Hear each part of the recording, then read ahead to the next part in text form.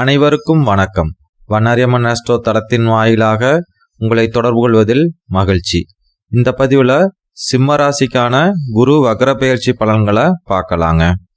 குரு பகவான் புரட்டாசி 23ஆம் தேதியிலிருந்து வக்ரகதியில் சஞ்சரிப்பாருங்க. அவரோட சஞ்சாரமானது தை 22ஆம் தேதி வரைக்கும் வக்ரகதியிலேயே இருக்குங்க. அதன் பிறகு நேர்கதியில் பயணிப்பாருங்க. ஆங்கில தேதிகளில் இந்த வருடம் அக்டோபர் 9ஆம் தேதியிலிருந்து அடுத்த வருடம் பிப்ரவரி 4ஆம் தேதி வரைக்கும் அவரோட சஞ்சாரம் வக்ரகதியிலேயே இருக்குங்க.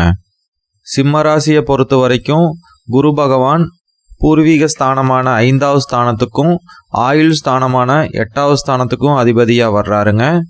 சிம்ம ராசிக்கு யோகாதிபதியான குரு பகவான் 10வது ஸ்தானத்தில் சஞ்சரிக்கிறதுனால தொழில் செய்கிறவங்களுக்கும் வேலைக்கு போகிறவங்களுக்கும் இந்த காலகட்டங்களில் பல மாற்றங்களை சந்திச்சுட்டு இருந்திருப்பீங்க. ஒரு சிலருக்கு சிறப்பான மாற்றமாகவும் ஒரு சிலருக்கு மன உளைச்சலை கொடுக்கக்கூடிய மாற்றமாக கூட அமைஞ்சிருக்கலாங்க. இந்த நிலையில் குரு பகவான் வக்ரம் பெறதுனால யாருக்கெல்லாம் சிறப்பான பலன் கிடைக்கும்னா, பிறந்த கால ஜாதகத்தில் குரு பகவான் வக்ரம் பெற்று இருக்கோ அவங்களுக்கெல்லாம் இந்த காலகட்டங்கள் ரொம்ப சிறப்புடையதாக இருக்குங்க. உத்தியோகத்துக்கு போகிறவங்களுக்கு எதிர்பாராத அளவுக்கு பதவி உயர்வோ சம்பள உயர்வோ கிடைக்கிறதுக்கான வாய்ப்புகள் கூட அமையுங்க.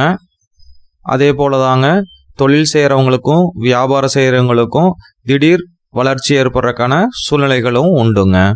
இந்த பலன்கள் எல்லாமே உங்களோட சுய ஜாதகத்தின்படி குரு வக்ரமாக இருந்ததுன்னா நடக்குங்க.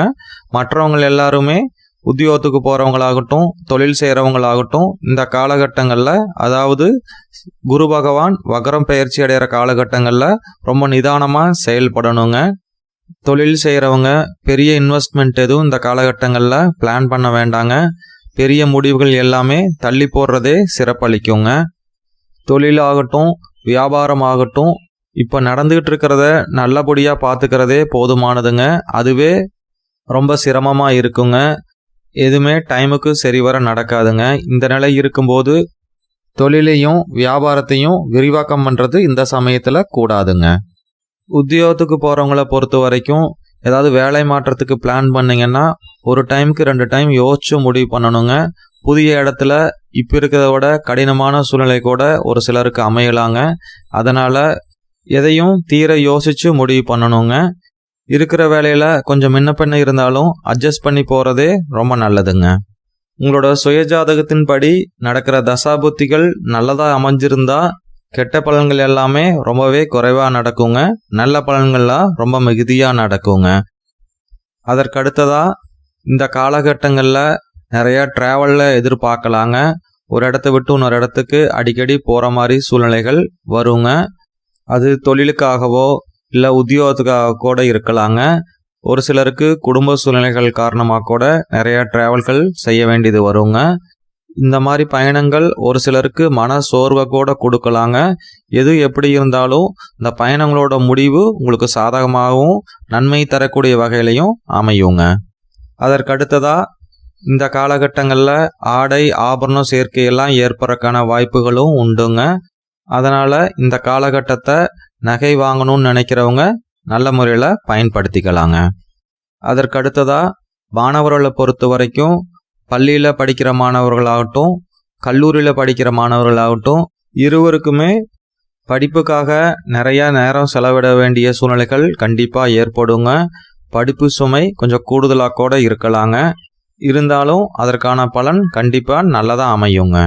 அதற்கடுத்ததாக கணவன் மனைவி உறவை பொறுத்த வரைக்கும் கொஞ்சம் விட்டு கொடுத்து போகிறது ரொம்ப நல்லதுங்க. அதே போல தாங்க மற்ற குடும்ப உறுப்பினர்களோடவும் கொஞ்சம் அனுசரித்து போகணுங்க. ஒரு சிலருக்கு குடும்பத்தை விட்டு பிரிஞ்சு வேறு இடத்துக்கு போய் தொழில் செய்ய வேண்டியதோ இல்லை வேலை செய்ய வேண்டிய நிலைமை கூட ஏற்படலாங்க. அதனால் கிடைக்கிற டைமை குடும்பத்தோட ரொம்ப ஹாப்பியாகவும் பாசிட்டிவாகவும் ஸ்பெண்ட் பண்ணுறது ரொம்பவே நல்லதுங்க. பொதுவாக சிம்ம ராசினரை பொறுத்த வரைக்கும் எவ்வளவு கஷ்டங்கள் வந்தாலும் பிரச்சனைகள் வந்தாலும் அதையெல்லாம் எதிர்த்து சமாளிக்கக்கூடிய ஆற்றல் இயற்கையிலேயே கடவுள் உங்களுக்கு அருளி இருக்காருங்க. அதுதான் உங்களோட மிகப்பெரிய பலங்க. அதற்கடுத்ததாக உணவு பழக்க வழக்கங்களில் ரொம்ப கவனமாக இருக்கணுங்க. தேவையற்ற உணவுகள் எடுத்துக்கொள்றதுனாலையோ நேரங்கட்ட நேரத்தில் சாப்பிட்றதுனாலையோ உடல் உபாதைகள் ஏற்படுறதுக்கான வாய்ப்புகளும் உண்டுங்க. அதனால் கூடுதல் எச்சரிக்கையோடு இருக்கணுங்க.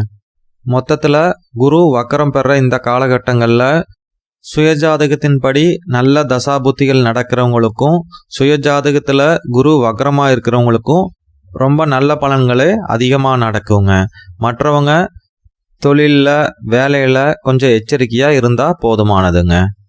மீண்டும் நல்லதொரு பதிவில் சந்திக்கலாங்க. நன்றி.